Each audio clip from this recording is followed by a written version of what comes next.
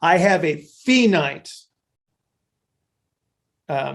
quantity of resources available to me. So that's my genetics, that's my training, that's whatever I have available to me, that's my nutrition, that's my recovery, etc. Okay? Each one of those has a limit. Good morning. Happy Friday. I have Neuro Coffee in hand and it is perfect. All right. It's going to be a busy weekend. We are in the final push on the move from IFAST 2.0 to IFAST 3.0, so we got to wrap that up. So I'm going to dig straight into today's Q&A. This is with Kunal, who from India, and first time on the Coffee and Coaches Conference call yesterday. So welcome, Kunal. I just hope I said your name correctly. But a great question in regards to distribution of resources. So initially the question was, how do I create somebody that is very, very strong or hypertrophied and still move well and remain pain-free?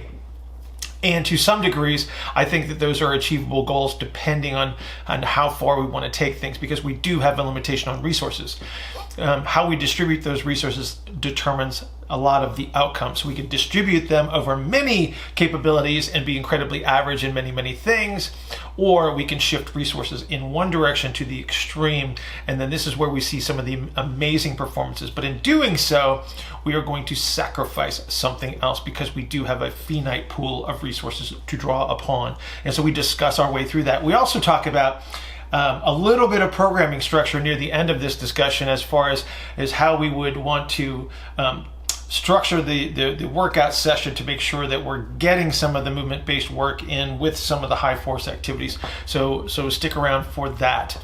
If you'd like to participate in a 15-minute consultation, please go to askbillhartman@gmail.com, askbillhartman@gmail.com. Put 15-minute consultation in the subject line so I don't delete it. We'll arrange that at our mutual convenience. Everyone have an outstanding weekend. Podcast will be up on Sunday as usual. Don't forget to go to the YouTube channel and subscribe to get all the videos, and I will see you next week. Yeah, sir, my question is, there are two type of movements. Like if we say that there's one spectrum where we train for hypertrophy, where we train for strength, and yes. I'm going to stop you for a second. Start over. You cut in and out on me. I'm having trouble capturing the whole sentence. Okay. I'm saying that there are two spectrum. One is on like something training like training for strength, training for hypertrophy, or something like that. Versus on the other hand, then there are your movements, or I should say, there are your movements where we train for pain-free movements, where we use breathing or walking or stuff like that, where we go into a specific movement where we don't use a lot of weight and just use some minimum weight and just try to breathe and try to get pain-free or try to increase our mobility. So how should we go, how should we inculcate both of these things? Like if we say I'm doing a deadlift, or on the other hand, I want to be pain-free at the same time. So how should we take these two things in hand? Like how should these things go? Okay.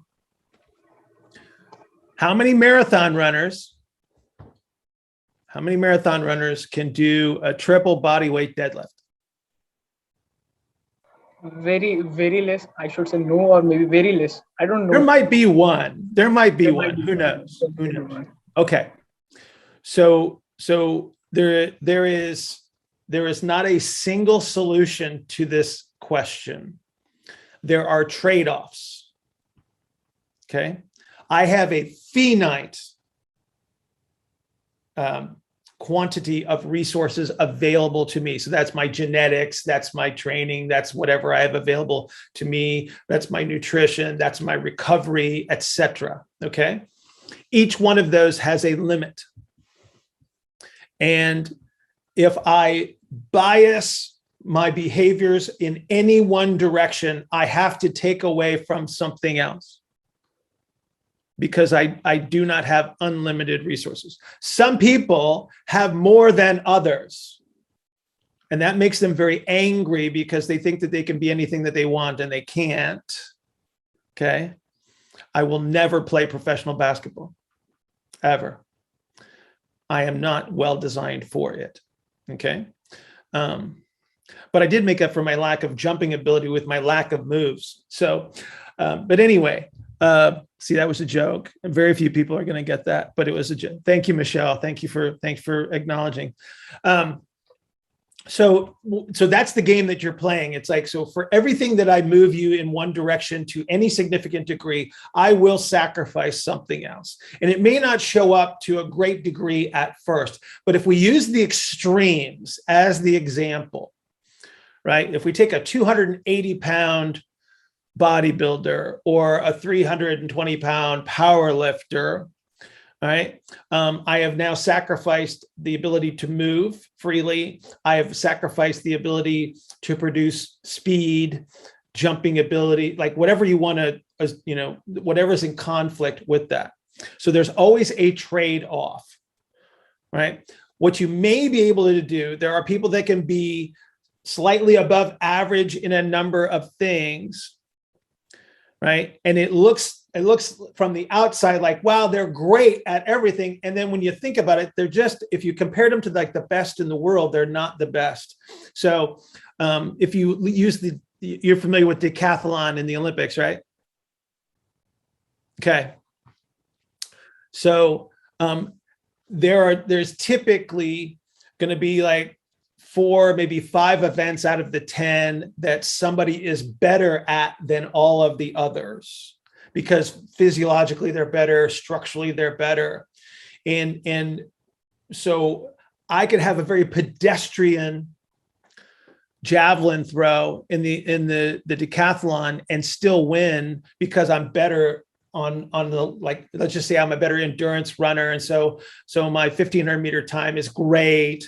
My 400 time is good, right? But maybe I suck at 100 meters because I'm not fast enough. Right? Or maybe I'm a good jumper. So my pole vault, my high jump, and et cetera is better. Right?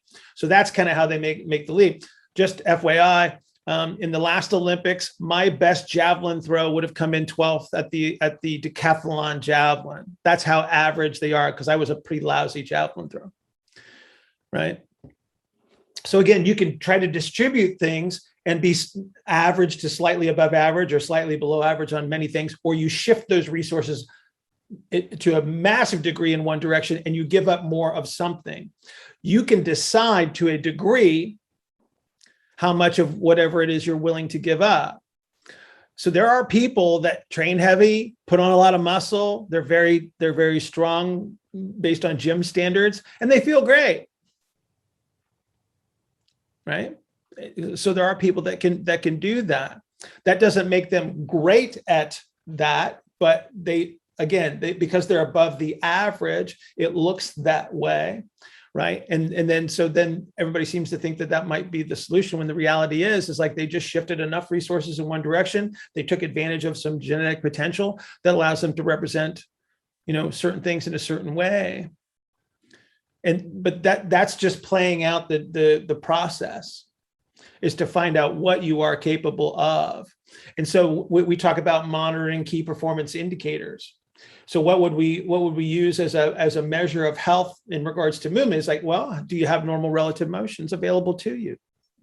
Are you able to recapture your relative motions after you do something that is a very high intensity, high force, high speed, where you would typically have to give up relative motions to produce that performance, right?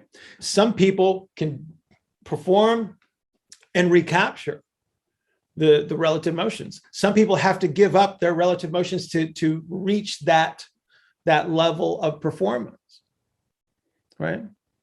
So again, we always want to fall back on a process that allows us to make the best possible decisions based on your intentions, right? So if you want to be, a world-class power lifter, you train very, very hard and very, very heavy. And then to do that, to get more forceful, you may actually have to give up motion, because any extraneous motion during a lift consumes energy for me to resist, the undesired movement, right? So it may behoove me to actually give up ranges of motion at certain points in time to make the performance better. Okay. So a very long-winded answer. But I hope I. just one thing. If we just cut down this whole process of like doing some strength work versus doing some mobility or breathing work, how should we use it in our workouts? Like, if my goal is to like gain strength, like doing a deadlift, or maybe it's just my deadlift session. I know after that I'm gonna be very stiff on the other morning or 2 days after that. So Yeah. how should I use that breathing stuff before my like deadlift session?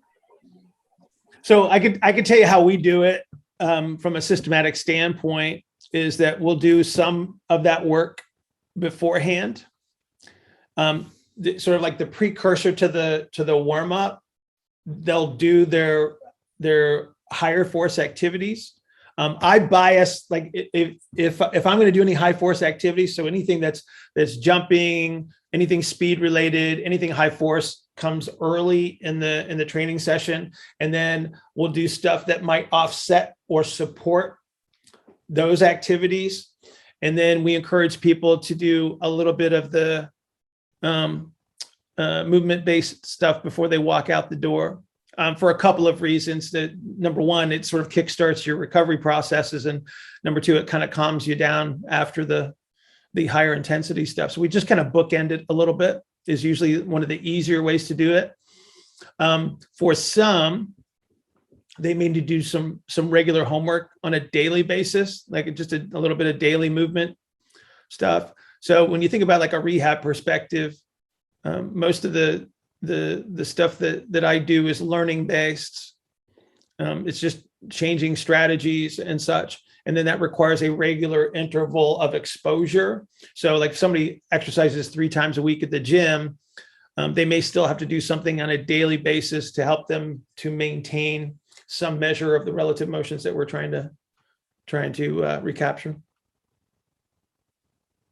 Does that help you at all? Thank you, sir. Thank you so much. It was You're welcome. Like, Where are you right now?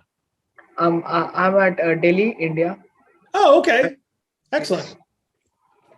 It's my first time I have joined. Well, welcome.